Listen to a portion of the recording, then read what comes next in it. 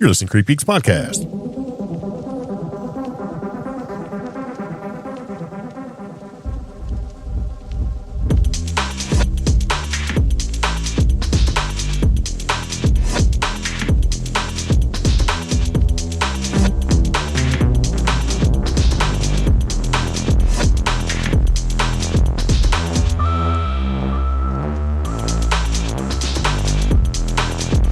So it begins again. Welcome to CreepGeeks Podcast. This is season 10, episode 355. No, 4? 5. I don't know which one this one is. Which one is this? I have no idea. But well, all right. So I try to do a couple podcast episodes and split it's 354. Yes, and it which is. just means that all the work that I've done is I've put stuff in the wrong place, and I have to figure that out. That's all right. So anyway, welcome to the CreepGeeks Podcast. I'm Greg. I'm Omi. And this podcast is entitled York County Wendigo, Vermont UAP Team, Treasure Hunting Indiana Jones, Irish Exorcism, and the Return of Albuquerque versus Florida. Yeah.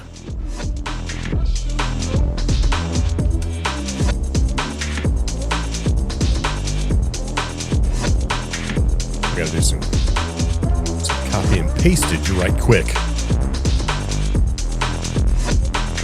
Okay.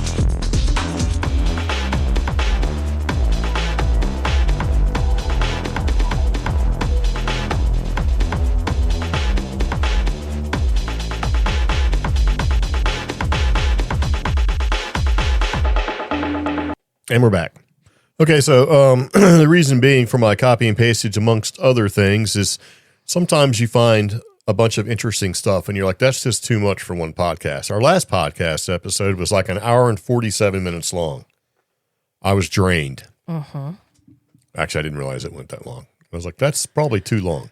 Yeah. Because once upon a time, way back in the olden days, about 300 episodes ago, we would get comments like, your podcast is too long. It should be 41 minutes. It should be 32 minutes. It should be, here's the deal. It's as long as it is. Yes. It is what it is. It's as long as it takes. Mm-hmm. Because just as much as doing a podcast for other people, you got to do it for yourself, man. Because otherwise, what's the point? Because dirty little secret, unless you're already famous, podcast is not the way to get famous if that's your thing. We just like talking about stuff. Sure. And I have all this equipment. So it's fun to talk to yourself and hear yourself in your own head and go, man, I do sound as good as I think I sound. Oh, hush. That was, I'm going to go sit in a corner now. Okay. Yeah. All right. So anyway, as we move into the podcast, we do like to talk about a couple different things that we find to be interesting. And we do like to broadcast our podcast from deep underground bunker in the mountains of Western North Carolina. Mm-hmm. And as far as I know, we're the best podcast in Western North Carolina that does the stuff that we do. Oh. Yeah. We've been ranked multiple times by the same place trying to get our advertising dollar. So there's that. Yeah. Speaking of advertising, we do have one product or I shouldn't say product. We have one advertisement that we do that's my favorite. Mm-hmm.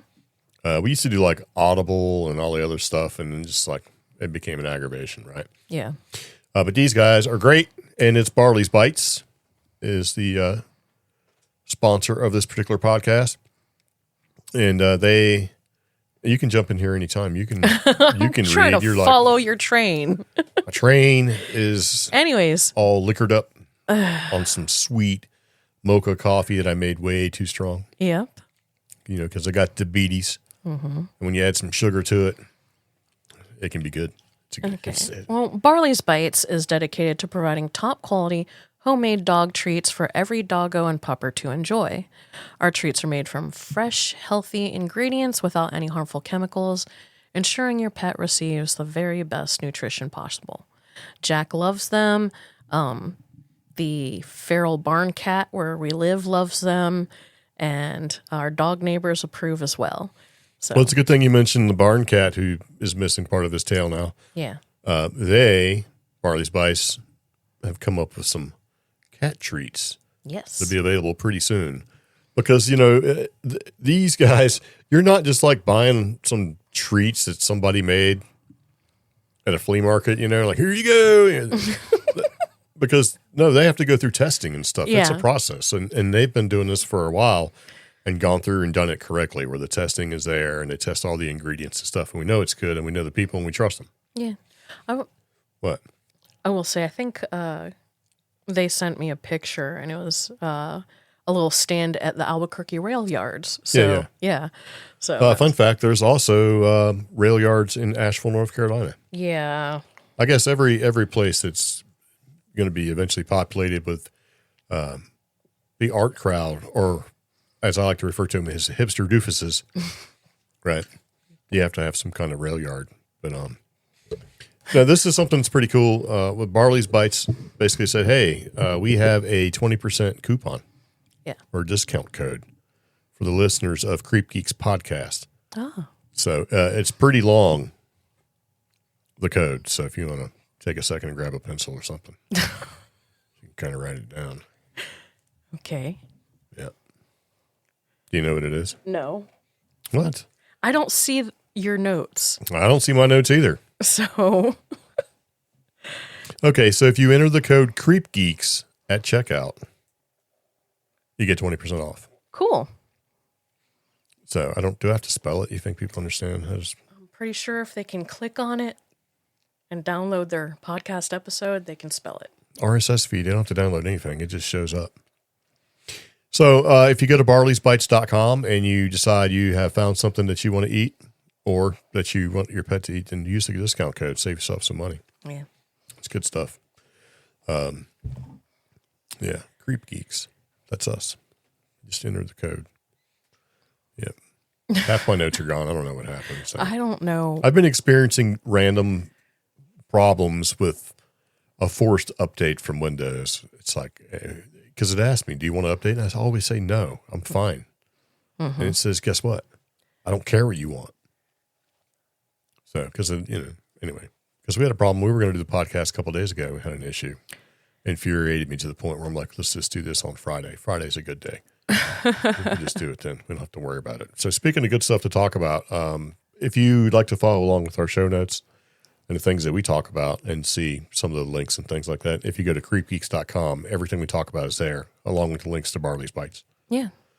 So there you go. All that disclaimer stuff is done. We're good. Yeah. This is where you jump in. Where? Anywhere you want in the beginning. Here we go. You act like you didn't write this. You wrote this one. I didn't write this whole top half. What? The top half hasn't changed. It hasn't. That? I didn't write that. Right? Well, I don't even know where you are. Hold on, guys. Oh, there we are. I'm on the wrong document. Oh, great.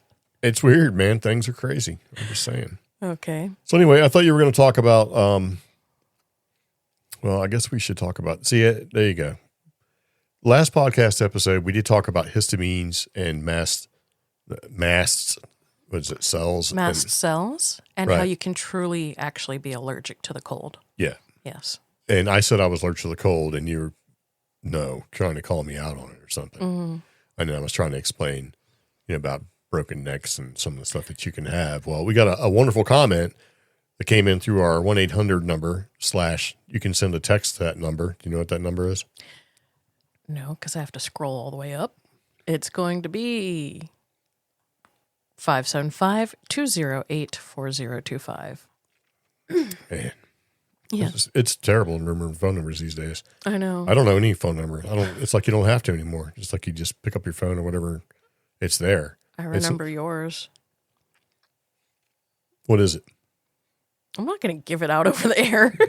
Yes. Good. You have passed the test. Duh. It's like your data is important to me. Mm-hmm. Unlike everybody else's sells your data. So we got a wonderful comment, and I went ahead and copied it and threw it in here so you could kind of read it and check it out. So you want to read it? Sure. This is basically... they wrote in or texted in, how interesting that y'all were talking about mast cells and histamine on last night's show. Just a little rabbit hole for you. The condition you were speaking of last night, an allergic reaction to extreme cold, is called mast cell activation syndrome, MCAS. The condition Omi was speaking about, with fingers turning various shades of white, blue, and purple, is known as Raynaud's. Both MCAS and Raynaud's are comorbids of a congenital condition called Ehlers-Danlos syndrome, EDS. EDS is a connective tissue disease and has over 10 subtypes, with hypermobile EDS, which I guess is HEDS, being the most common. The top comorbidities for EDS are MCAS, chronic inflammatory conditions such as migraine, interstitial cystitis, and IBS, and dysautonomia. MCAS is an absolute nightmare to live with, as literally anything can set it off. Food, temperature changes, stress, a mosquito bite, solar storms, solar weather, someone marinating in their own perfume or cologne, dust, etc. Reactions can range from sneezing and itchiness to anaphylaxis, just as you said. I'm all too familiar with this condition, as my daughter, youngest son, and myself all suffer from it. In fact, with the ice storm that hit North Carolina weekend before last, the youngest son was out playing in it, and when he came in, his cheeks were bright red. I immediately gave him Benadryl. The next morning when he woke up, not only had the Benadryl not touched the condition, his eyes, lips, and cheeks were swollen like he'd been beat up. That was a trip straight to the ER, and the scary part of MCAS is that it is not consistent. 1 week you can eat chicken and it's fine. The next week, you're off to the ER. There is literally no way to know how, if, or when your mast cells are going to have a hissy fit. All that said, it's interesting to note that histamine, which is elevated during an MCAS event, can exit the body through multiple means, including sweat. Histamine reacts to electrostatic fields, and in some cases have been the reason why some folks can perform telekinesis. Russian Leonid Leonidovich Vasily conducted research and found that a woman by the name of Nina Kulagina, who was thought to be telekinetic, had high amounts of histamine on her skin from sweat, the body detoxifying, and that was interacting with the electrostatic field on objects she was attempting to move, and was thus the reason she was able to move items vis-a-vis she wasn't telekinetic. Vasily's works are available if you want to nerd out on them, and then she gives a list of resources. Or if you want to take a shortcut and hear about it in a 5-minute deal in a more eloquent fashion, you can skip to a certain section of Art Bell's Midnight in the Desert. Let's do that. Certainly looked into the existence of ESP. We did so officially. We did it with government programs. Right. How much do you know about how much they know? Well, what a way. Our government programs, we had different programs in the 50s, the 40s, the 50s. We had the MK Ultra programs, which were more directed at mind control, although they had an interest in somehow doing telepathy, and that was akin to what the Russians were interested in, which was telepathic mind control, which never really worked on either side, as it happens. And the Russians got, really concerned about what we were doing because of an experiment in apparent telepathic communication with a U.S. submarine when that was leaked, and probably purposefully leaked to the Russians. Really? Yeah. Back in the late 50s. It's hard to communicate with deep submarines because... Oh, yes. You got all that water in the way, so if you could telepathically communicate, that'd be a major advantage. And the Russians felt that we must be spending lots of money on it, so they decided to really start spending on this. And they were encouraged, the scientists were encouraged in many different directions to create some sort of mind control. A man named L.L. Vasiliev did quite a bit of work in writing, which we have access to here in the States in his books, or still in print, of telepathic hypnosis, which did require the person being hypnotized first, given a post-hypnotic suggestion, and you could trigger it telepathically, apparently, but you couldn't do mind control without first hypnotizing them. So that kind of... why would that matter to our government, who's experimented on people with LSD and, they've done all kinds of things. So hypnotizing somebody, no problem. Yeah, the Russians were, if you remember, seeing, and you can still see footage of a very famous Russian psychic, Nina Kolagina, moving objects, doing PK. Uh-huh. If you do Russian telekinesis, you'll typically see on YouTube, Nina Kolagina moving objects, and the Russians actually figured out how she was doing it, which was really interesting. That was one of the things that when I was going through the material that we had gotten from our Russian sources, that one really just jumped out. It was almost a minor piece in the books, in the material we got from them. And it was very interesting because Kolagina was doing something. This is back to what you said about us being more than we think we are. Yes. And that's what keeps me in the field, honestly. It's that idea that we are more, we set limits on ourselves, and we are more than we think we are. So here's Nina Kolagina, moving objects, including non-metallic objects. And what they find out is that she was kind of stressing so much that she sweat a lot. And in her sweat, when they analyzed her sweat, was contained histamines, as in the stuff that we take antihistamines for. I know what those are. And histamines do react to electrostatic fields. So she's picking up an object, putting it back down, her sweat's getting on them. She's then generating an electrostatic field of enough magnitude, which our bodies can generate biologically, to actually move the objects. So, well, even that's impressive. Now, here's the thing. I had my co-author, Ed May, does not really believe in psychokinesis. He fully believes in precognition and remote viewing because that's what he did and continues to do. But he said, well, there you go. There's an explanation. That's not psychokinesis. But if we define psychokinesis as mind over matter, she certainly didn't know how her body could generate histamines or an electrostatic field. She just knew she wanted to move the objects. Did they actually measure the electrostatic field? Because yes, apparently they did. At least that's the information we got from General Savin and General Ratnikov. All right, that's really something. Electrostatic field. I've got to think about that. That'd be quite a bit of voltage from the body. Yeah. That's pretty crazy, right? It is.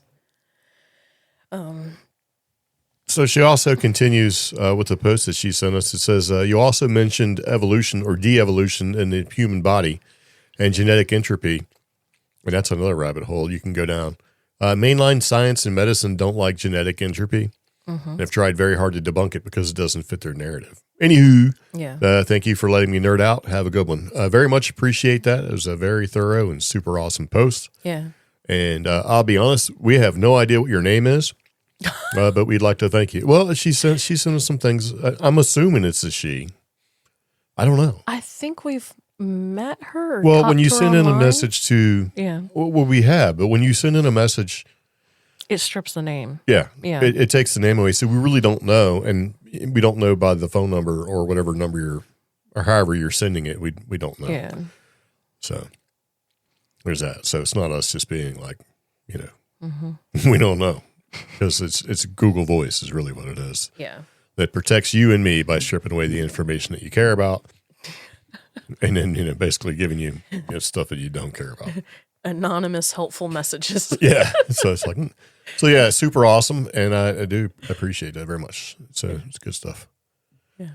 So you also put something in here in the podcast about Kurt Cobain's death being ruled a homicide. Yeah. And there's a bunch of people that are like, finally. And that's the only thing I want to say. I just wanted to put it in the podcast because, I was really into grunge when I was in like middle school and stuff. No. Shut up. All right.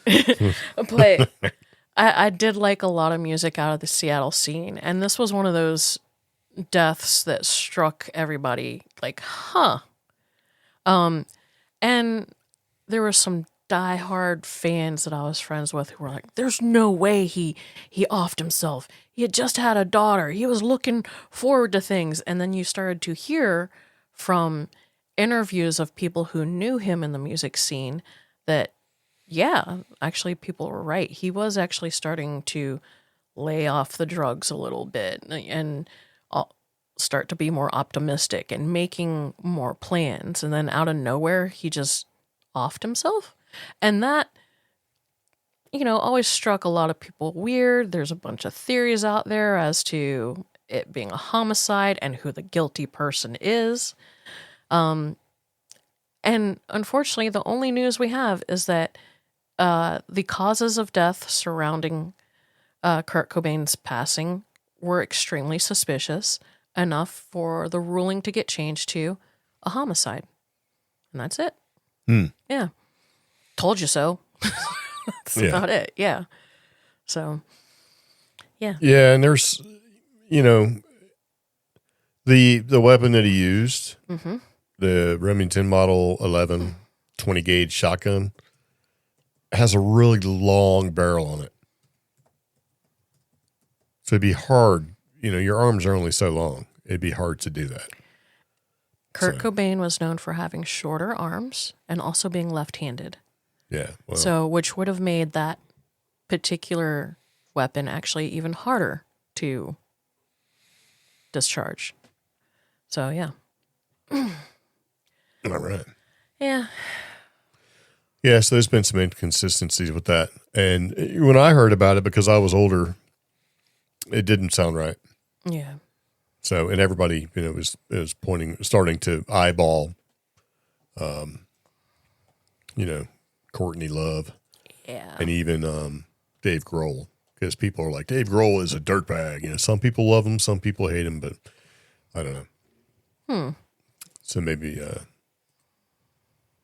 get an answer. Maybe, There is a lot somebody of will actually look into it. It's been a thing. theories. It's been going around 20 years now. Yeah. More than that. Gosh. Yeah, way over 20. Yeah. Well, very good. It's you got to slip in that stuff, don't you? Yeah, not spooky, but still, told you. Yeah. Well, every time I get up and you're in there doing crafts or something, you've got the whole murder stuff going on the old Netflix. True crime. Yeah. Yes. It's like, man, I can't wait to turn it. Yeah. He's like, and the neighbor was a good guy, or was he? That kind of thing.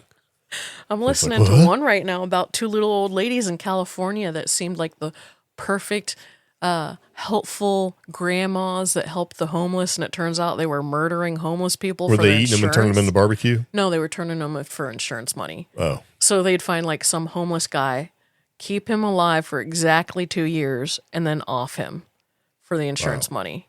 And what got them caught was one of them got greedy and she started taking out insurance without telling the other one.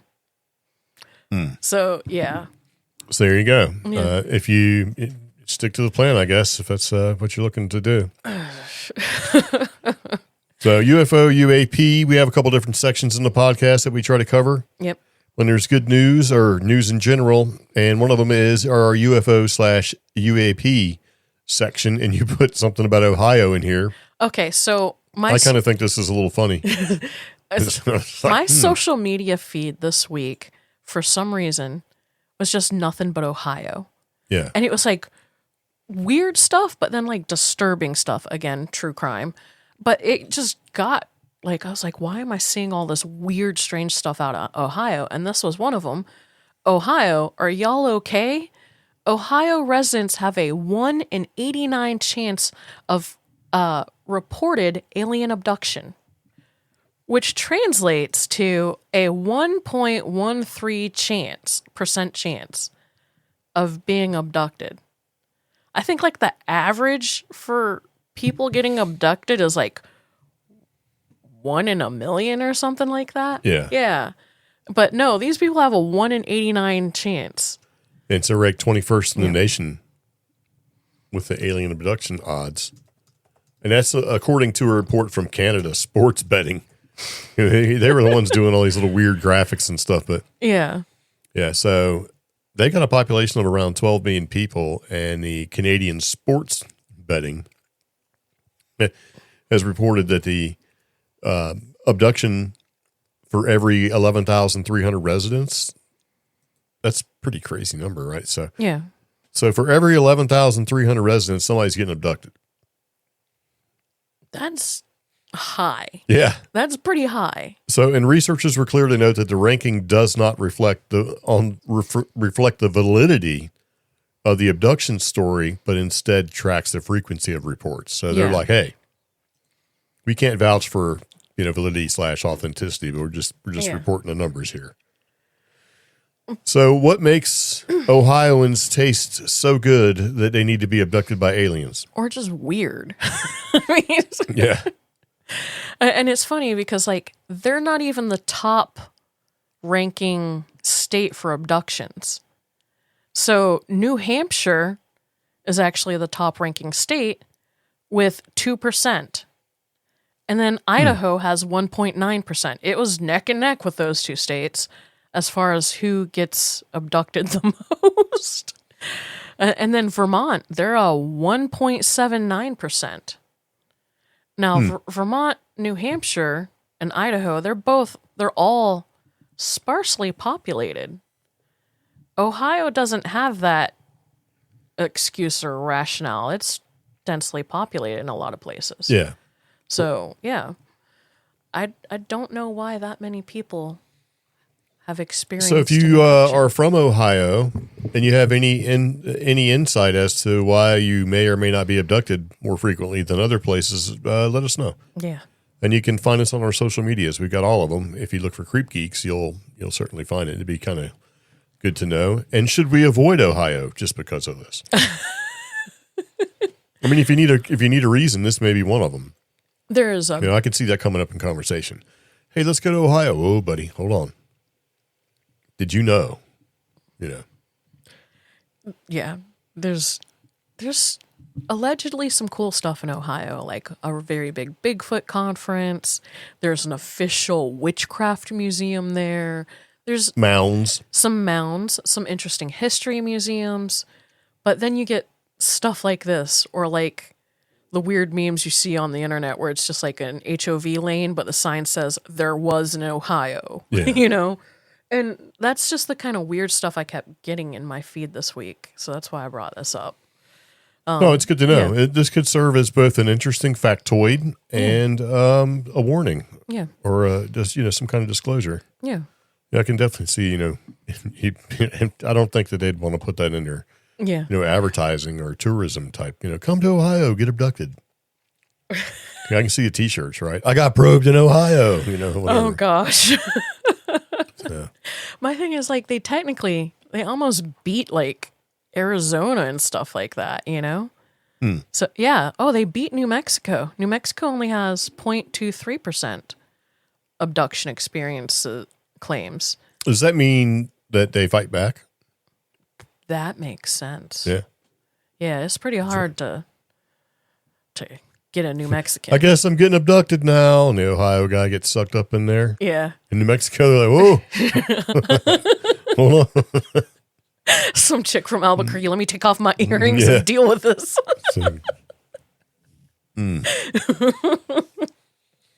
Yeah. See, you don't mess with my friends in New Mexico. No. Hawaii surprised me, 1.4. That's weird. So, yeah. Well, there you go. That's good to know, I guess. Where's North Carolina? 0.91%. We're kind of high up there.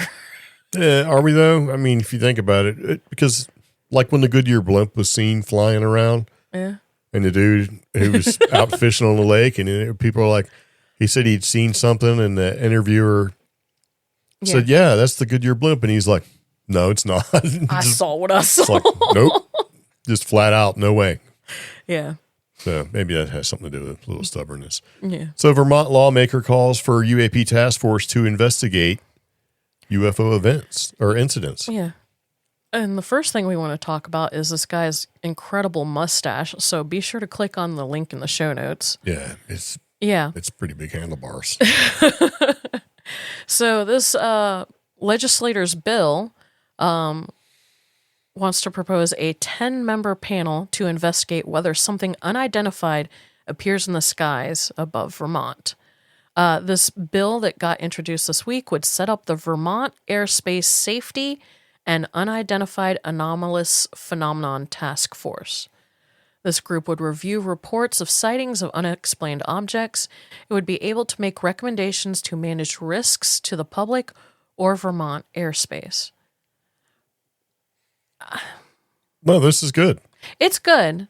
Okay, so you remember we had all the drones flying around and stuff, Yeah. and the government's like, we don't know what it is. Local government had no idea. Nobody had any idea. Yeah. I mean, I think this is a long time coming. Yeah. If you look back to like World War II and stuff, they had the Civil Air Force. So, like local people, they would watch the skies to make sure they weren't going to get bombed and all that stuff. And then here we have all these weird things flying around. Mm-hmm. And you can't get any information from the federal government. That's true. Although we do have an article that's going to talk a little bit about that in a minute. But, let's put together a panel. I think every local government or county, state, whatever, should have something to look into this. I agree. Because if we don't know and nobody's saying anything, the chances are there is a larger number of things whizzing around our sky than what we actually know. So I agree. But what I want to say is, what's to differentiate this from MUFON, minus the state funding? What is to differentiate this organization from like Vermont's MUFON or any other state's MUFON organization? Because you have this local government is going to be investigating these sightings. MUFON takes the report, sends somebody out, and they investigate it. What happens after that? Nothing. Okay. Can MUFON activate National Guard? No. Can MUFON contact the governor So state or mayor? So like I said, state funding and state backing. Well, yeah. Okay. Can MUFON call the cops? They And can the fire call department? Yeah, they can, but they're not going to get it. They're not going to get the same response as like true. local elected government says, "Hey, we need police to come in." But I mean, it's just more official.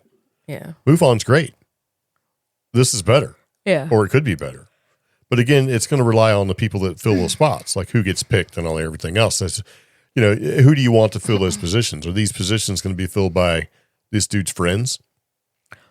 I mean, you never know, right? And see, that's where So I'm that's like, good or bad, but Yeah. the fact that they're actually going to be proactive and say, we need to have something going on here, that's probably going to alleviate a lot of fears that something's being done. yeah.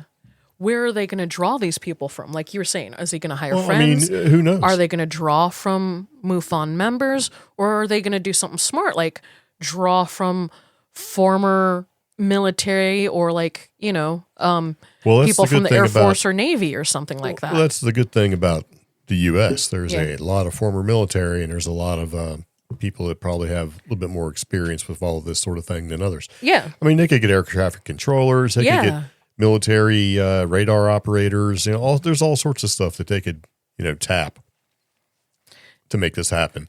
And I would think that an organization that's kind of put in place by the government, local government being whatever it is, you're probably going to get more credible, interested, I don't want to say reliable, but people that are like, if the government is taking a look at this, it's more official than just some, website. Or somebody who does this In other words, they'd be for more no likely to money. probably extend themselves. Yeah. Because if you're not familiar with, say, an organization like MUFON, I'm not saying anything bad about MUFON. You're probably not going to jump into it, but Yeah. it'd be almost like being like a volunteer firefighter. You know what I mean? Mm-hmm. Because it's different. You have official means. You've got, I'm sure there's going to be some sort of like regulations as to qualifications or whatever. It just seems like it's just more of a real thing than just some, because you're going to have to, you're putting your reputation on the line. And so if the government's saying, hey, we're looking for this kind of thing, and then you're like, well, I could do that, you're probably going to be looked at in a more favorable light than, not. I don't know. I mean, it does put the investigation of these sightings and experiences under more scrutiny, but I think that's needed. My thing is, though, like this is Vermont, and it's going to be a task force of 10. Sure. We know of other paranormal or phenomena organizations, I should say, with task force of much more for an entire state. And you barely get the chance to interact with those investigators. Sure. It's just official. Yeah. So we'll see. This one, you could probably get some kind of badge or an ID card out of it. That's what makes it legit, right? Yeah. Get a badge? Yeah. Ooh. Yeah. Some kind of like official credential or whatever. Yeah. You know, I'm sure doesn't mean you can still, park in the fire lane or anything like that, but, watch out, UFO cops. So, watch out. You got like fire cops and UFO cops, everything else. So, yeah. But no, I think that if this Vermont lawmaker, who we didn't say his name and we're not going to, basically comes across and puts this out there and it turns into a thing, somebody else in another state is going to be like, what can I do to get further along in my position, possibly move into, upward mobility, sort of advancement? I need some kind of project or something that makes me look cool. And they're going to steal it.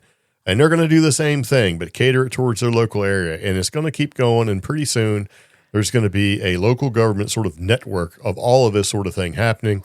And I think that's good. Because the government, the federal government, definitely has an idea of what's flying around. Oh, we don't know what it is. Come on, man. Yeah. Come on. Yeah. Now, if it's our stuff, great.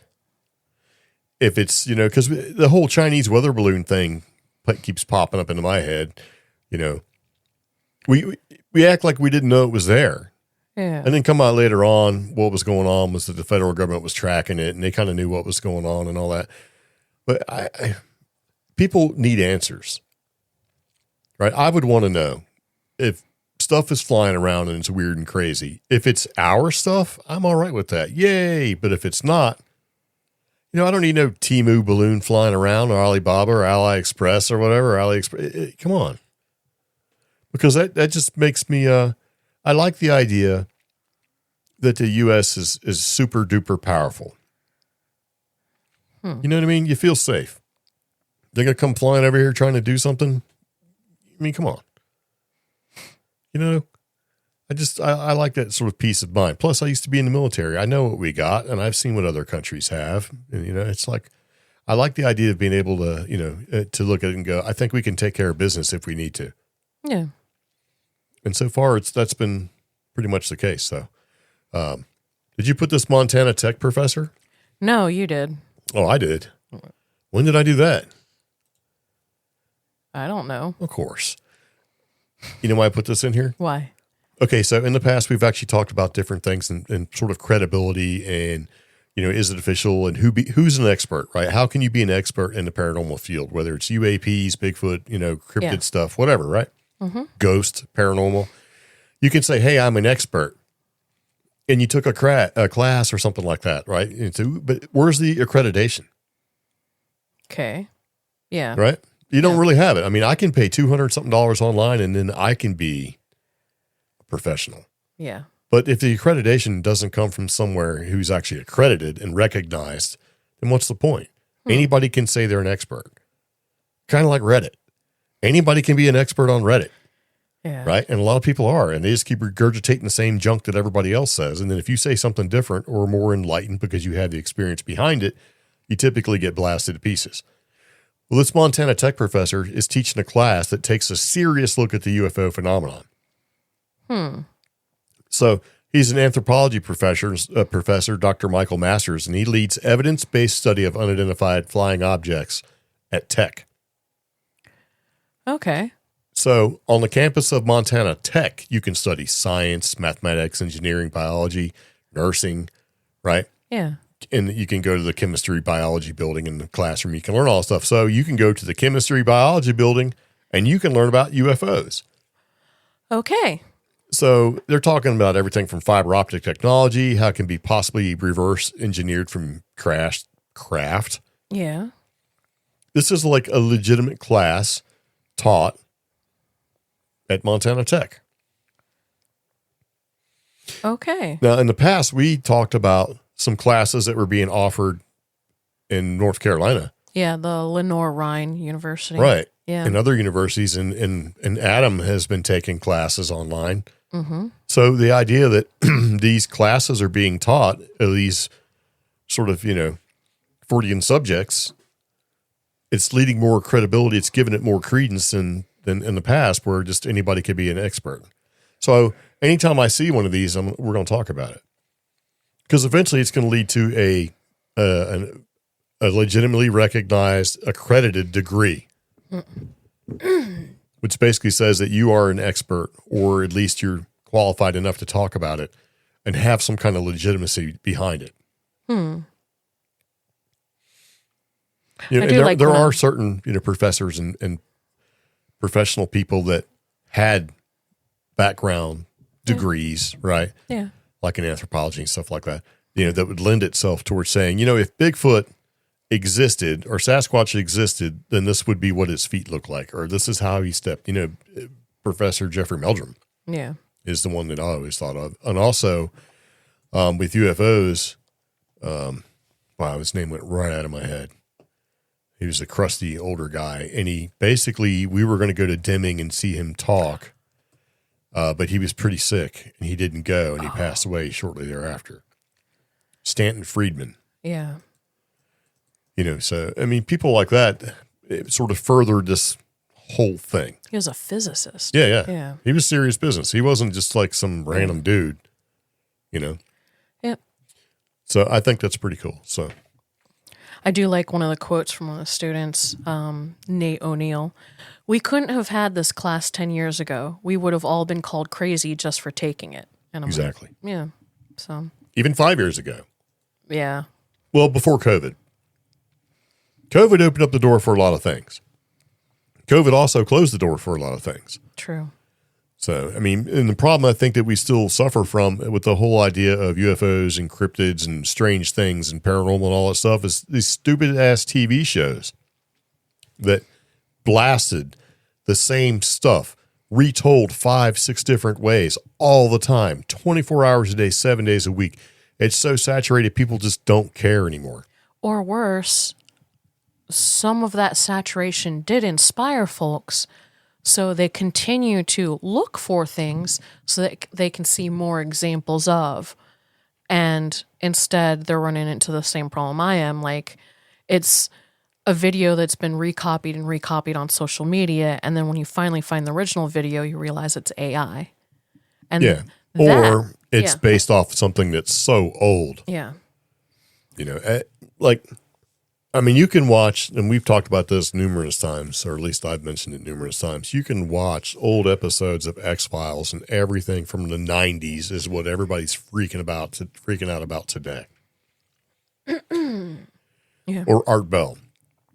He's the godfather of all this paranormal stuff because he gave it credence. He put it on the radio. Yeah. And he had more listeners than Oprah Winfrey on an AM station in Pahrump, Nevada.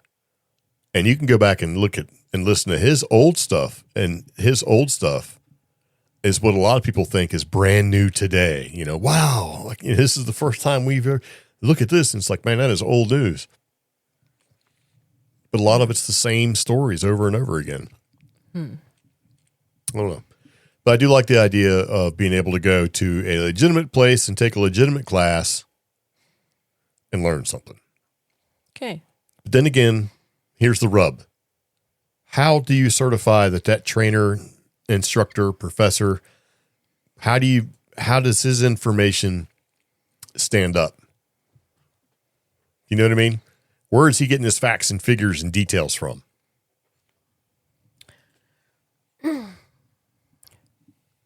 It's all on a false premise. You can't prove it all. You can't prove any of it. Well, that's okay. So his data is based off what? And this is so people who go for doctorates in college, they have to present a dissertation or argument to earn their PhD in something. I kind of feel like it should be almost the same basis. So if he compiles enough data and enough resources to form a valid argument or theory, and it's consistent, you can backtrack the sources, you can look at the accreditations and the sources he's cited as being genuinely legitimate or commonly accepted, I think that accreditation should be there. So yeah, but so if he wrote a whole paper about technology used by UFOs and he cited things from Stan Friedman or Linda Moulton Howe, okay, I think you've fought enough in your argument, in your 84-page dissertation, that I believe you, and I think you have enough authority to teach this. It's all, but it's all based off someone's opinion because none of it's fact. It's like you're basing the entire thing off of epidemiology, which is really the study of happenstance or circumstance. I mean, you have a trailer park, you have high tension power lines, and there's 80 residents live in this trailer park, and 15 or 20 of them have birth defects. You can't prove that the high tension wires actually caused that, but you can say due to the likelihood in close proximity of those high tension lines, we're going to say that there is a more likely than not exposure to the high tension lines and the power that runs through them is what's causing these birth defects. You can't prove it. But if you base it off common sense, if you base it off of what would a person with common sense or an average person, what would they take away from this? Would they agree or disagree with what you're hypothesizing? Is that what you're basing it off of? Because I mean, a lot of the reports you can't prove anything. And a lot of the reports that you get with all of this stuff are you have to unfortunately judge the individual. Are they credible enough that you believe what they're saying? There are many doctorate earning degrees and fields of study that still fall into that camp. I'm not talking like chemistry or... No, I understand. So, I mean... But a lot of them are not as crazy and as far out there as cryptozoology, paranormal. See, if I were to go for a cryptozoology degree, I wouldn't pick one of the cryptids we talk about on paranormal podcasts. I'd pick something like... Tasmanian tiger? Yeah. Which... Well, a lot of people do, but even then, that thing existed. There's obvious examples of that actually existed. The coelacanth actually existed. Yeah. There's a likelihood that a thunderbird actually existed because it's a big-ass bird. And speaking on the thunderbird, early paleontologists, people who had PhDs in paleontology in like the 1800s all the way up into the early 1900s, the way they assembled dinosaurs and the theories they had on dinosaurs we look at today and it's preposterous. Like they made one dinosaur look like a unicorn horse and it turned out it was a Ankylosaurus, It's going to be, if this is the elementary stage of legitimizing the field. But there were bones. There was physical, tangible evidence. Now, how they interpreted that evidence, of course, was incorrect. Hence a dissertation. Right. Interpretation. Give me a tangible ghost. Give me a tangible Bigfoot. Give me a tangible anything. And there's not. And that's the whole thing. It's what we... Now, I understand. I get totally what you're saying. I'm saying is at the end of the day, somebody teaching this class, you have to look at them because you're going to have to take the information that they give you and you have to look at them as being the source and how credible they are because they can't prove any of it. Nobody can prove any of this stuff. I could say the same thing, though, about a crappy philosophy professor, though. And they can say, well, Homer... They can go back to Greek times. Yeah, but... Where there's already written works. There's tangible evidence of the thought idea was already put in place a long time ago. But it's philosophy, and it's how that crappy philosophy professor interpreted Homer. Hey, let's look at the Bible. It's how... Now, a lot of the Bible, people look at it as being, oh, well, it's just written its opinion or whatever. But the Bible actually has facts. Yes. Where they've actually found these facts. So... religion has more credibility behind it than any of this stuff. So there needs to be something. This is the early stages of that something. It's not that early. How long we've been looking at ghosts and stuff? Ghosts since the beginning of time, stone tape theory, all of that stuff. Just like you just went to the Bible. How long did it take Christianity to really take off? 1,000 years. No, more than that. But see, but if you look at the Bible and the Word, it didn't start. The Bible is not purely Christian. I know that. Yeah. Yeah, but it's still you have to start somewhere in the early stages of legitimizing things. And it took 1,000 years before the church really went, okay, this is how we're going to make the Bible. This is what we're going to accept. This is what we're not. Let's consider this legitimate. Let's consider this. And some of it was fact. Some of it was interpretation. And it goes back to the persons that put it in there, like you said. Yeah. And making those precedents. So, wow. Still can't prove none of it. Just saying. Anyway. So at best case scenario, if you start taking these classes, they're going to be electives. Shut up. That's all I'm trying to say. Oh my You're like, God. what do you mean? You have to have so many prereqs. All right. What's the prereqs? Oh, yeah. I'm sorry you can't graduate, Omi, because that 2 credits you need, that class was an elective. Okay. But what do you mean ghosts and goblins weren't, I mean, yeah. If you can have degrees in stupid things like basket weaving or whatever, then sure, but why not? But basket weaving actually makes sense because that's been around for 10, 15, 20,000 years. And it makes money. Well, not in my world, it doesn't. I'm not. Okay. All Pay right. for a basket. Maybe on vacation with a coconut bra or a straw palm frond hat. You ever seen those? You know how much a kudzu basket costs? In my world, nothing. Okay, they start at $300. Okay, well, good. Yeah. If you want to pay $300 for a kudzu basket, you go right ahead. No. But I'm not. Crap is a weed. Playing at midnight and run like hell. That's what they were saying. But kudzu actually has other. We talked about that guy. We watched the documentary. kid? Yeah. He's not a kid anymore. But, oh yeah. So there you go. Mm-hmm. Well, continue with the podcast. You're not. I mean, you're sitting there trying to. You're looking at me like I'm the bad guy here. You wrote this. You're next. Because you had to prove that people. I'm not proof. I'm just Okay. saying. At the end of the day, nobody can prove any of this stuff. It's some of the stuff that we've talked about in the past. But you talk to people that are like they believe every single bit of it, and they're not helping. It's okay to be skeptical, but at the end of the day, you really got to look at it as based off of your experience and everything else, right? If you can improve your experience, heck yeah, but nobody can. Okay. So we're going to bring back one of our favorite things from the early days of our podcast. This is one of your favorite things. You know what? We got comments that said people love this. Okay. From who? Dave loved it. Okay. Our friends? Yeah, our friends did We're love like, yeah, it. you guys are great. Spooner liked it. Yeah, well, So, I mean, they're yeah. funny, but they're actually kind of sad. Well, these I'm going to keep simple for you, okay? All right. And you have to guess them. Oh, I do? Yes. All right, hold on. Let me put on my guessing hat. Okay. So we've added a twist to our favorite, a Florida man or an Albuquerque woman. The way it used to go was that we would read a vague news headline and we'd have to guess from each other whether it happened in New Mexico or if it was a Florida thing. And we'd try to find the craziest headlines. But we've added a twist. It's going to be a Florida man, an Albuquerque woman, or some dummy from NC. So I'm going to start with the first one. Suspect bites police dog and gets charged with felony assault.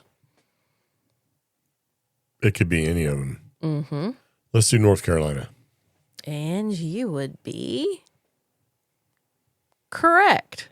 Wait, I clicked the wrong one. Oh, you just gave me a glimmer of nope. Yeah. Oh, yeah. You're correct. He had the nerve to bite the canine police dog Talon on December 1st. And this is the second time the dog has been injured or attacked by a suspect. So, yeah.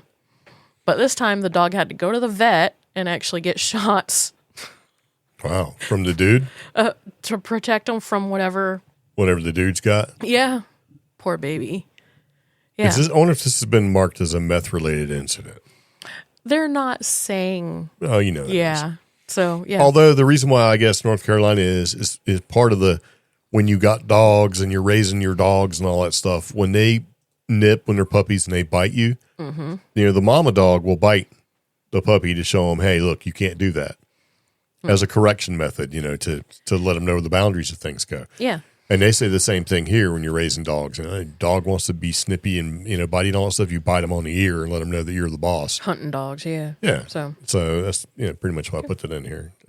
Right. That was my thought for saying that it was. Next one. All right. 2 words, iguana tacos. It sounds like a Florida thing since there's so many iguanas. You would be right. Yeah. I thought the tacos would throw you off. No. But just due to the extreme cold temperatures and so many iguanas laying around, this dude has started picking them up, turning them into tacos, and calling them chicken of the tree. That's brilliant. I actually watched a show where one of the things was actually to eat iguana taco. Yeah. Where you hunted your own iguana and he turned it into a taco. Yeah. And I don't think it was Florida. It was like Costa Rica or somewhere weird like that. And see, that's the thing. It's like one of the Central American countries, they do that. And I don't remember the name. yeah. It was like a date show or something where the guy was just useless at it and the chick blasted this iguana right out of the tree first go. I was like, all right, you go. Yeah. Well, this is fueled by a trend on TikTok where a video went viral from Gray Davis. It shows how he turned a cold, stunned green iguana into homemade tacos and called them Florida Man tacos. The thing is, though, allegedly, and granted, this article is from the UK, it claims that selling iguanas or iguana meat is illegal in Florida. Well, sure. But it doesn't mean he can't eat it. Well, no, they are a highly invasive species and they don't care if you kill them or not. Yeah. And the thing is that they're so invasive that you'll never be able to kill them all. Yeah. And they even give you, people get them for money. Yeah. Turn them in, all that sort of thing. So. But I mean, if you can eat it and it's tasty, why not? I mean, I'd probably eat an iguana. Yeah. So. All right. Wait, there's a song by, oh man. I can't think of the name of the group now. It's back in the 80s. Iguana taco? Oh, yeah. I want to live in Tijuana eating barbecued iguana. Oh. And it's like, hold on. Jimmy Buffett. I'm on the Mexican radio. I'm on a Mexican, radio. Wall of Voodoo. That's it, Wall of Voodoo. Yep. I want to live in Tijuana, Stop eating it. barbecued Okay, iguana. Everybody next hit one. for copyright, right? Yeah. Stray balls attack woman, property, and neighbors. Stray what? Stray balls. Balls? Yes. Just from a golf course? Sure. Yeah. North Carolina. Wrong. Albuquerque, New Mexico. See, I would have guessed if I hadn't read it. Florida, because there's so many golf courses in Florida. Yeah, but I figured since you just put a Florida thing that you wouldn't be. Yeah, but the headline got me because it was like, woman attacked by balls, stray balls. And I was like, what? So I clicked on it. Turns out this woman lives very close to a golf course and her entire neighborhood gets a lot of stray balls from certain shots on the golf course, Sure. like the whole neighborhood. But for some reason, because they kind of landscaped this one ball or this one hole differently, Yeah. it has basically increased the amount of balls that have damaged her home, knocked her silly, shattering a front window, dents in her car, all this stuff. And she's already reached out to Albuquerque Country Club several times, and they're just like, oh, well. Well, it's time for her to go on the news. Yeah. So she went on the news. Well, I mean, she can have a case if she can, if she sets up the ability to record, if it shows that golfers are doing it on purpose, Yeah. because I could see them doing that. Yeah. Like, hey, you can crack that house or whatever. Then she has pretty much of a case. And then the liability for the golf course would come into play. Because even though they can put up a sign Yeah. saying, we're not liable. Yeah, you kind of are. So, I mean, most places, if they run across a situation where, or most courses, they put up netting and stuff like that. And see, that's the thing. There's no netting between her and the golf course. So she's tried to work with a country club to find a solution, even offering to pay for protective netting. but said she has not received a response yet from the country club. So the local news reached out to the country club for a comment, and they did not respond to that request.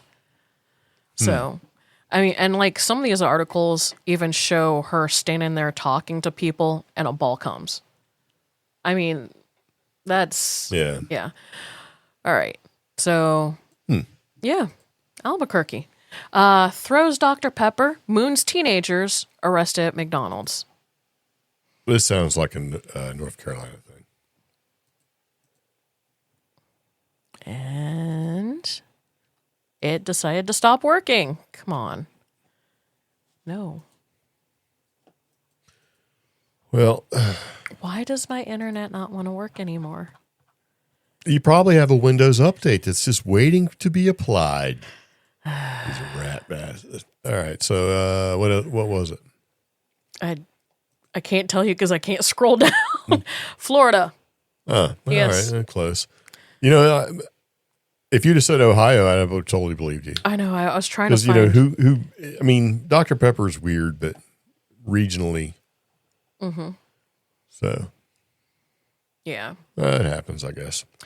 But apparently this isn't the first time this has happened. That was the key point from that one. Yeah, Gainesville, Florida. And then this one you put in. Oh, yeah. Well, the reason why I put this in is because we actually talked about North Carolina earlier. Yeah. Right? And I thought this was kind of funny. It's not really funny, but it is kind of funny. Yeah. So there's a coffee shop that's near Charlotte, North Carolina. Mm-hmm. And it's basically a goth-based sort of coffee shop. And they've kind of had to close down. Yeah.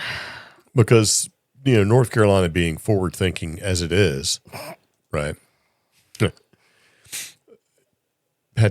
Basically, people were just endless threats to this goth-based coffee shop. And the coffee shop had seances, had a coffin in it, and they basically just closed down. So it was called Nocturna Coffee and Oddities. It's a gothic-themed coffee house that made its debut in downtown Salisbury. Yeah. All right, so you're already dealing with a small town, right? Salisbury, less than 4 months ago, has abruptly closed, and the co-owner cited endless threats and unrelenting community harassment as the cause. Yeah.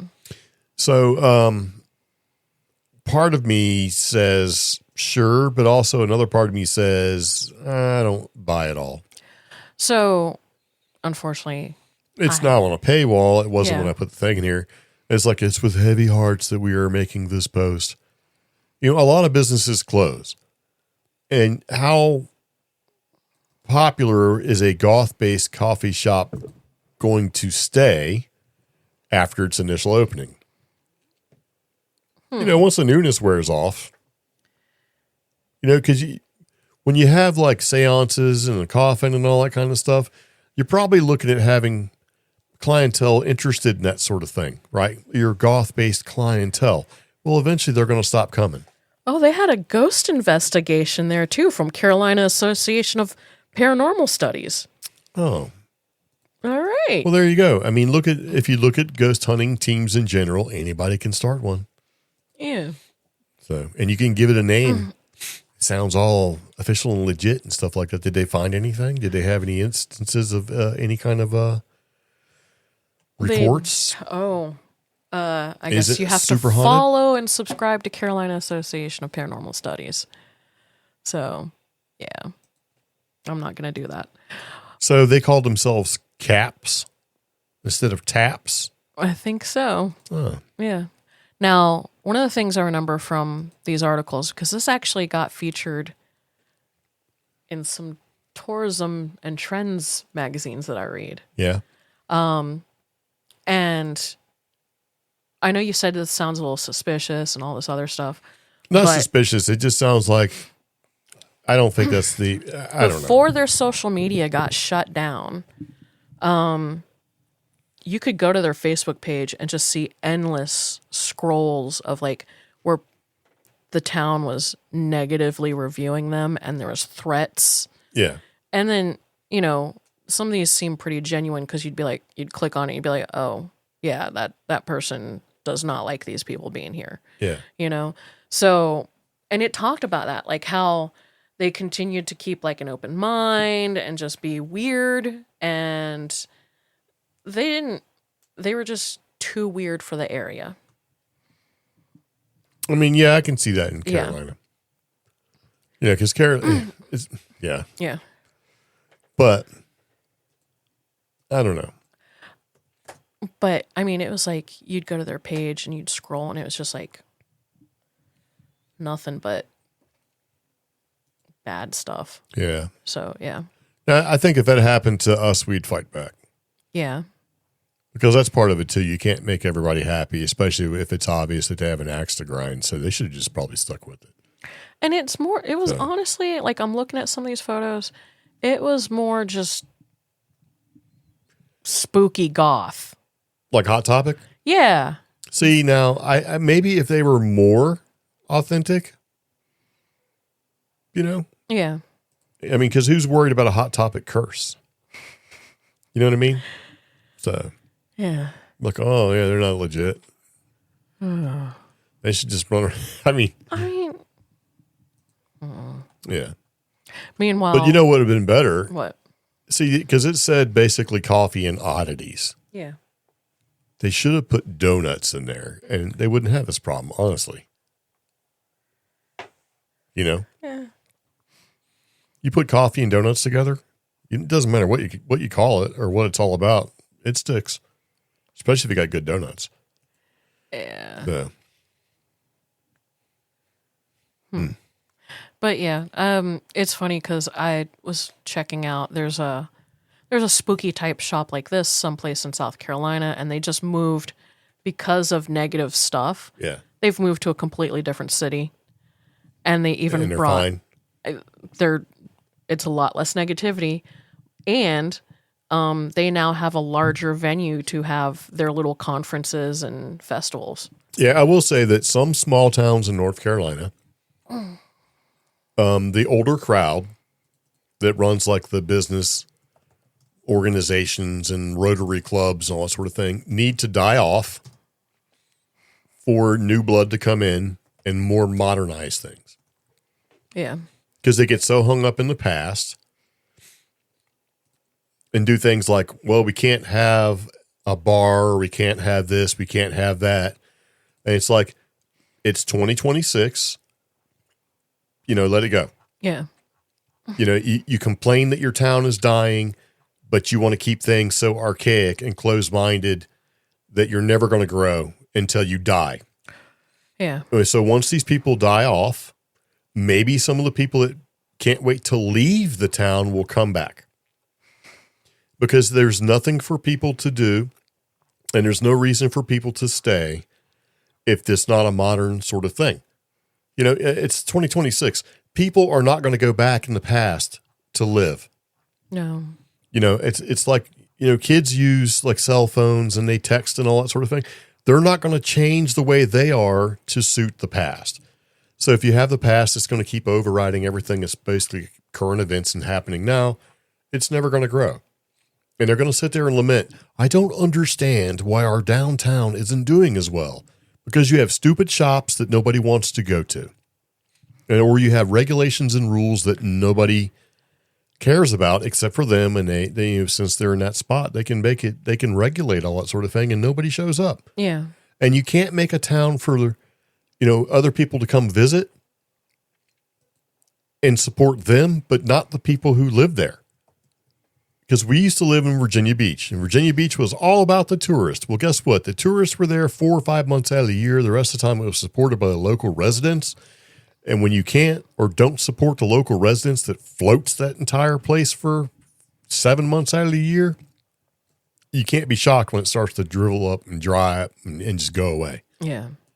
So, because that used to bug me to no end. It was like, I get it, tourist dollars, and it was amazing, right? But, hey, we're still paying the personal property taxes. We're still doing all that. And for me, it came to a head when they're like, hey, we would like you to pay $30 for a sticker that shows that you're a resident here so that you can park in your own parking space. So that way we won't tow you when the tourists show up and just park anywhere they can find, So wait a minute, I got to pay? Yeah. I got a pig that says I live here, so you won't tow me. And they were like, well, that covers the costs. It's like, so what do I? No, you should cover the costs. Exactly. Take some of that tourist money and give me a sticker. It's just things like that are aggravating. Speaking of aggravating,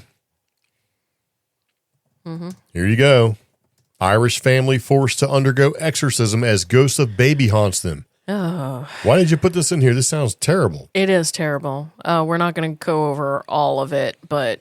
So basically, this Irish family forced to undergo exorcism after dead baby's poltergeist haunts them. I didn't like the title. No, the title is kind of clickbaity, but I've kind of wondered about that. Like, if you're, is it actually the baby or is it a demon? See, because I have a theory about that. The babies don't come back to haunt because they don't know enough about anything to know that they need to come back and haunt. Yeah. But demons or some form of negative energy, something slips in because unfortunately when a child or a baby passes, you are weakened by grief and sadness and just the whole family is probably feeling awful. And that awfulness and that weakness and that grieving can allow the opportunity for something evil to slip in. And this family, the Fahey family, they fled their Corab, Galway home in the 90s after being terrorized by the poltergeist of a baby who allegedly passed away 100 years earlier, leading to an exorcism. Yeah. Well, did it work? I don't know. Well, I mean, all exorcisms work for a little while. Yeah. So allegedly there was numerous unexplained incidents that seemed to center around one of the family members, Sarah Louise's bedroom. And one night they heard her frightened scream coming from her room and hurried to investigate. They found a baby sitting upright, encircled by her stuffed animals, positioned in a perfect circle. The circumstances worsened to the point where the family ultimately abandoned the home, with Michael and a friend staying behind. Yeah, I think this is more demon than... Yeah. So yeah. I mean, it sounds like this would be movie. This is movie type stuff. It is, yeah. So an exorcism was carried out with Sandra burning candles and incense, or encouraging the family to channel all their affection towards the ghost baby. The poltergeist quietly left the residence, bringing things back to normal. Yeah. So I don't know. For some reason I was searching for stuff and this was the newest paranormal thing that came up. I don't know why. But yeah. I just thought that was weird. Yeah, evidently they discovered that a baby had been smothered to death in the house a century before. Yeah.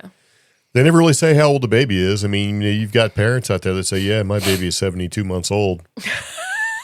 So how old was this baby, right? Yeah. So, but yeah, whenever I hear like, baby stuff or even like pets, I think, as you do with Hollywood and everything else, just demons. Like it's all demons. Yeah. It's all demons. So that's that would be kind of crazy though. Yeah. Or haunting a child. You're like, oh, that's definitely demons. Because the kids are innocent, right? Yep. So 6 earthquakes in 10 days. That's in South Carolina. Yep. I just thought that was weird. Well, it's not necessarily weird because this is something we've talked about in the past where it's been South Carolina, Tennessee, North Carolina. Yeah. And, what is it exactly? Who knows? These are small quakes that occur. Plus, I put it in here because one of them happened on my birthday. Oh, so right, yeah. February 3rd, 2.3 magnitude. February 7th, 2.9 magnitude.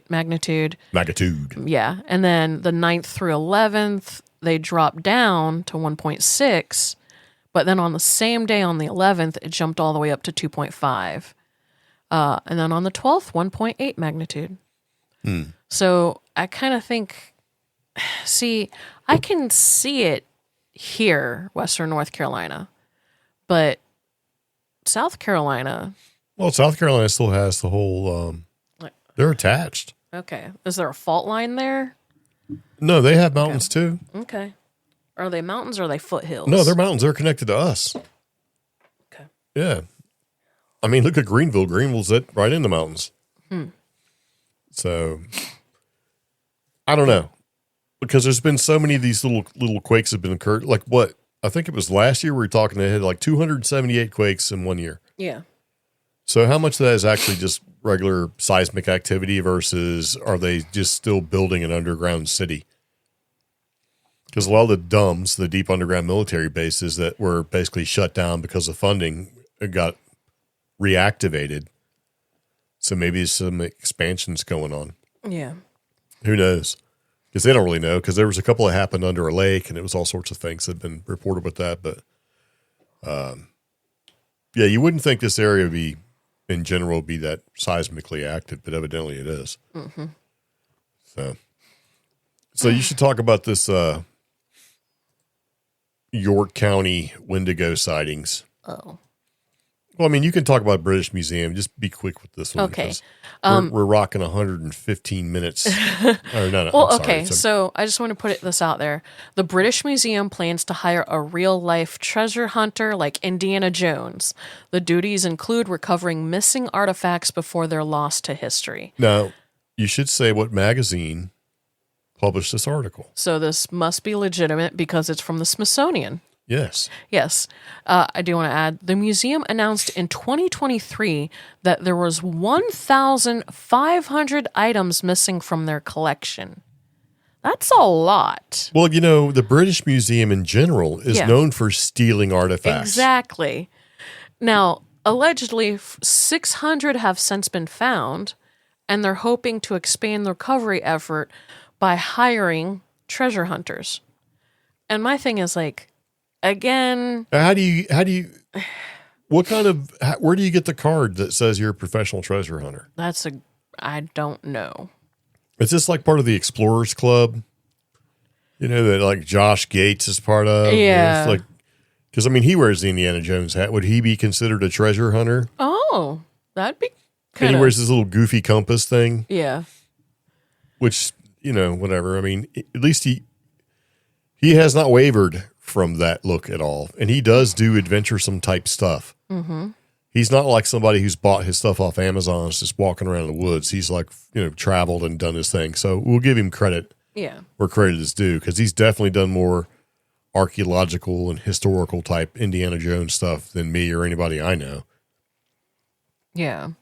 But I mean, you know, what's the criteria? You walk up to the museum, you go to you put it in your application, treasure hunter. And you're like, what do you got so far? You know, because I think if you're a treasure hunter, you're not really going to advertise all the stuff that you found, because there's always a government. Yeah. You know, so wait a minute. So they do want to mention that a lot of this stems from investigations that started in 2021. Peter Higgs, a curator at the museum for 30 years, was fired after being accused of stealing artifacts. He denies it. Interestingly enough, though, the museum's director at the time, Hartwig Fisher, sounds like... It all sounds made up. Yeah, resigned just 9 days after the thefts were announced and reported. So whoever becomes treasure hunter is going to have to chase down all these treasures that maybe Peter Higgs sold off. Good thing, though, a lot of it is Greco-Roman, so I guess if you have to have some sort of background, you just need to be really familiar with that stuff. Huh. Yeah. Well, I would think a lot of stuff that they have in that just in general is all Greco-Roman, because the Romans came through. And Yeah. it seems like there's always some farmer out there who kicked over a bag full of Roman coins, you know. Yeah. I don't know. I don't know. So this York County Wendigo thing just made me mad, mostly because the YouTube video wouldn't play for me, and then when it finally did, it just looked like trash. Because it's just somebody recounting an experience. Oh. Yeah. And the article says to watch the video, and I'm like, okay, let me play this video at 2x speed, because I don't have the patience for it. Well, the York County Wendigo alleged sighting sparked new fears in South Carolina woods. Yeah. So that's pretty close to us, right? Yeah. And these stirring, chilling reports of a creature long dismissed as a campfire myth have new sightings near Rock Hill. Interestingly enough, every year here at the WNC Bigfoot Festival, we do invite a Rock Hill Bigfoot researcher to come to the festival. Well, do they show up? Yeah. All right. And I believe Well, Rock Hill's got its own little weird history thing going on with the fort up there and all that. But here's the thing. They're claiming a gaunt, starving humanoid has been found in the forests around Rock Hill, and they're calling it Appalachian folklore Wendigo. Huh. I'm sorry. Wendigo actually comes from the Ojibwe tribe, the First Peoples tribe, and Northern Algonquin. Yes. Not down here. Down here in Appalachia, or if we're going with Cherokee, or even like Creek or Catawba, it's a different terminology. Yeah. So I don't like them using Wendigo. Plus, Wendigo, depending on what folklore tradition you believe, doesn't it fly? No. Okay. Or no, it's just up in the trees.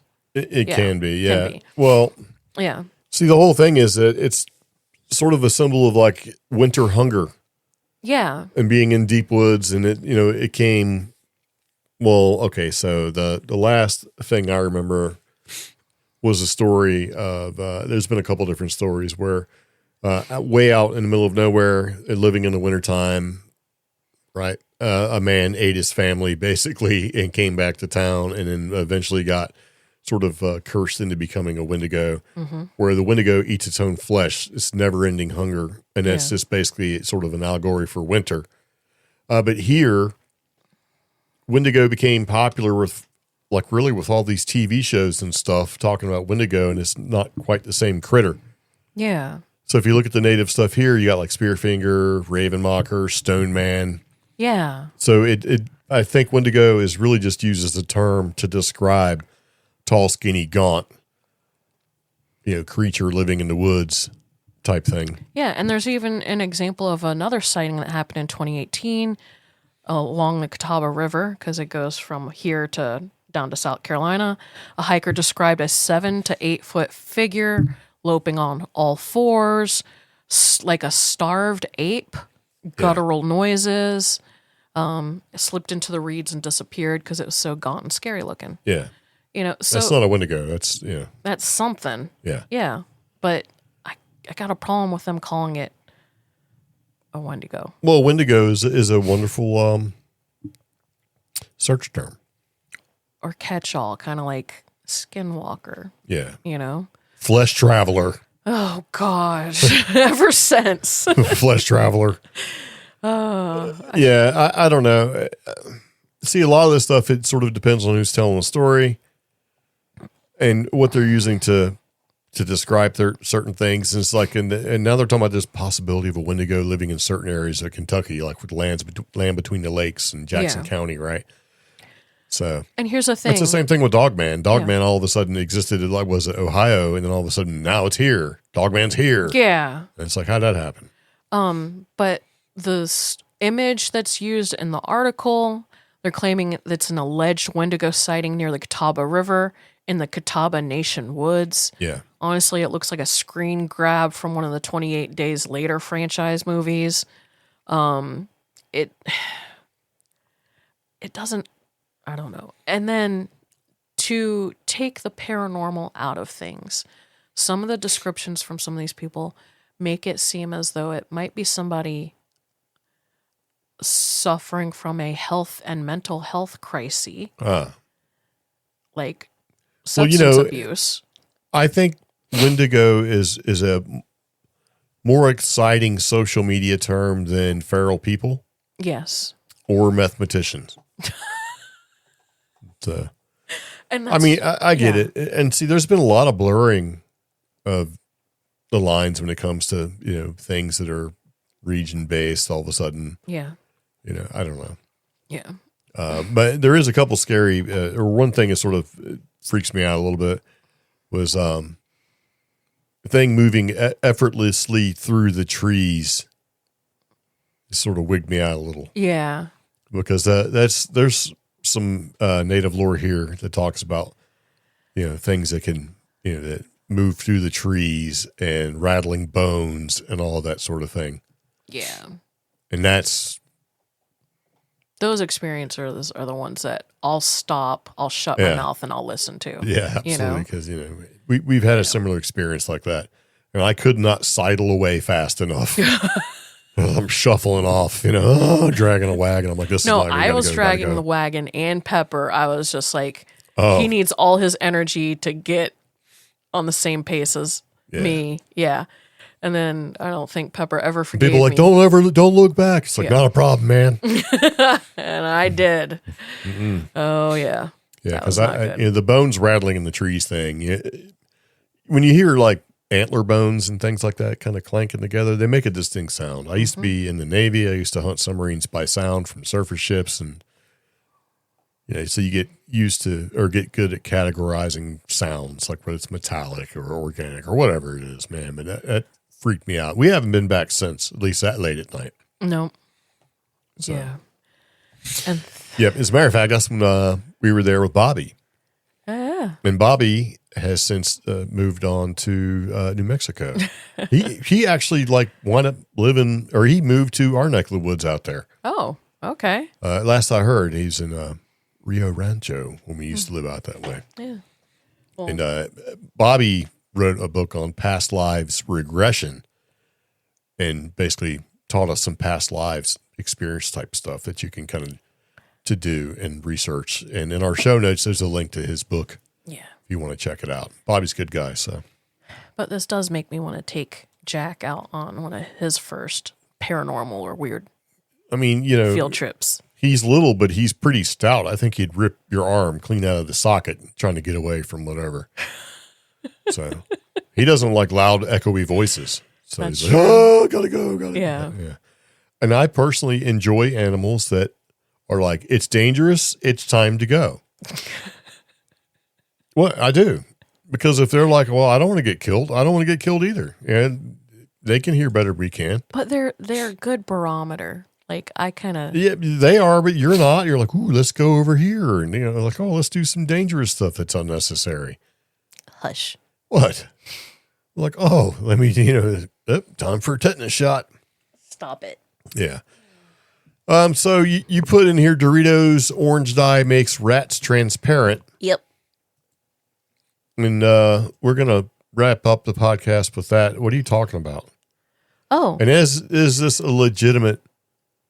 Yeah, it's from Popular Science. Oh, I thought it said popsicle.com. I'm like, The dye in Doritos can make mice transparent. It's not magic, but it's still very powerful. Yeah, because how can it make it transparent? Because, you can, that orange stuff is hard to come off. You can definitely go to jail. The food dye that helps give certain sodas and snacks their hallmark orange hue renders mouse skin almost completely see-through in a reversible, potentially non-toxic research method. Potentially, I don't like that. Because of the counterintuitive fundamental physics principle, tartrazine, also known as yellow number 5, can temporarily turn biological tissue transparent to the naked eye. So wait a minute. So you can see through the skin and see some guts and stuff like that? Yeah, you can see the mouse intact abdomen, glimpse their pulsing blood vessels surrounding their skull, and get an exceptionally clear view of their muscle tissue. That's kind of gross. This is awful. How come it doesn't happen to humans? I instantly looked and went, my God, this is revolutionary, says some mad scientist. A biophotonics researcher. That sounds fake. Okay, well, how much, they don't tell you how much they put in this poor mouse. Well, like everything, it's the dose that makes the poison. I read a study where they said that eating ketchup could cause cancer. Yeah. And then when you read the results of the study, they fed like these rats 12 tablespoons of ketchup every day for like a year and then shock when they died from cancer. And they said, okay, since it's the dose that makes the poison, milligrams per kilograms for body weight. Yeah. Like as a full-grown fat male, I would have to eat 3 bottles of ketchup every day, 3 16-ounce bottles or 32-ounce. I can't remember if it was a quart or a pint of ketchup every day, and then I would get cancer. They did the same thing with Diet Coke, and it equated to you. At your size, you would have had to drink 49 Diet Cokes and I am a Big fat guy. So, that's why when I see these mice studies, I'm just like, well, how much? Is it 49 Diet Cokes worth? Is it 20 bags of Doritos? Is it 13 tablespoons of ketchup and only ketchup? But it did make me go, That is kind of nuts because there is a picture. Yeah. And the biophotonics guy yeah. talks about light and how it passes through skin and tissue and all that stuff. And it is kind of scary looking. Yeah. But all that to Although say.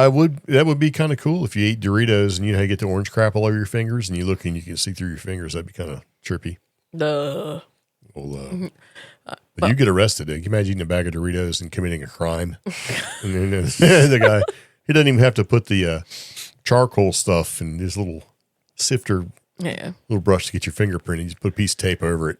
Anyways, Scotch tape, pull it off. There you go. All that to say, be safe out there, y'all. There's new food recalls ranging from salmon, hamburger meat, and even Chips Ahoy. All right, you might want to tell people about that because those are food groups for a lot of people. Yeah, well, that's why the link in the show notes leads you straight to the FDA website because there's just even Gerber has a recall right now, and that's babies, but apparently it's for their arrowroot biscuits. So, yeah, Chips Ahoy, the baked brownie bites, and some other stuff. Go to the FDA website. True Metrics has a recall on their blood glucose measuring tool. Oh, great. And so does somebody. What was the other one? Wait. Live it up. Olympus. Yeah. Huh. And Freestyle Libre 3 and 3 Plus glucose monitoring sensors also have a recall on them. I have to look at that because I use the Freestyle stuff. And then my favorite cheese. Apparently, Members Mark cheese, Boar's Head cheese, peanut cheese, and Ambriola cheese. So, stay safe. There you go, everybody. Eat safe this weekend. Enjoy your cheese. Yeah. All right, anyway, I do appreciate you taking time to listen to the podcast. If you have any questions, comments, concerns, please let us know. Tamales. Sorry. Why are you? There's a recall on tamales. Everybody knows you don't get tamales from the store. You get it from some person on the side of the road in New Mexico. Gets some of the best tamales ever. That's true. And somebody's abuela's out there doing it. So anyway, any questions, comments, concerns, let us know. Feel free to interact with us. We do appreciate it. Anyway, this has been Season 10, Episode 354, York County Wendigo, Vermont UAP team, treasure hunting Indiana Jones, Irish exorcism, and return of Albuquerque versus Florida, North Carolina dude. Anyway, see you later. Take it easy. Bye, Sickle. Bye.